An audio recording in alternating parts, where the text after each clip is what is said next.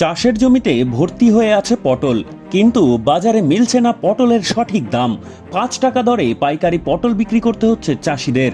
চাষের খরচটুকু তুলতে নাজেহাল অবস্থা পটল চাষিদের, এমনটাই জানালেন উত্তর ২৪ পরগনার এক চাষি।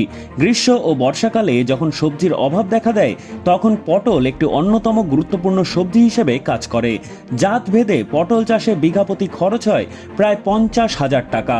ফেব্রুয়ারি থেকে মার্চ মাস পটল চাষের উপযুক্ত সময়। পটল চাষের কথা চিন্তা করলে জানুয়ারি মাসের আগেই জমি তৈরি করতে হয় চাষিকে। মাচা তৈরি করে তারপরে চাষ হয় এই পটল। বর্তমানে মাঠে চাষের পটল ফলন অনেকটাই বেশি, কিন্তু বাজারে মিলছে না তার সঠিক দাম। খুবই কম দামে পাইকারি বিক্রি করতে হচ্ছে পটল, এমনটাই দাবি করলেন চাষি। এই যে পটল চাষ করছেন, পটল চাষ করে কি লাভের মুখ দেখছেন? না বাবা, লাগাম 5 টাকা কেজি বিক্রি করেছে আগে। এমনি গতবারের তুলনায় কি এবার পটলের দাম কম? এবার কম। কি পটল চাষের পদ্ধতি কি আছে? পদ্ধতি বলতে প্রথমতে চারাতে খরচ, যে সার মাটি ভিকার এসব দিয়ে এখন বিক্রি করছি, লস, একদম লস, মানে অবশ্যই। বিঘা প্রতি পটল চাষে কেমন কি খরচ হয়?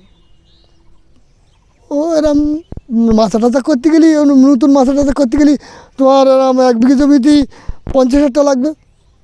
কিন্তু 50,000 টাকা উঠছে না। না, ওরে বাবা, তাহলে তো ভালোই হতো। 5 টাকা কেজি দিচ্ছে তো পায়ে ধরে।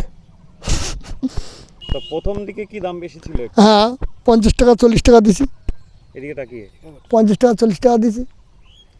তাই পটল চাষ করছেন যে বৃষ্টি বা গরম, এর জন্য কি সমস্যা হচ্ছে? হচ্ছে না।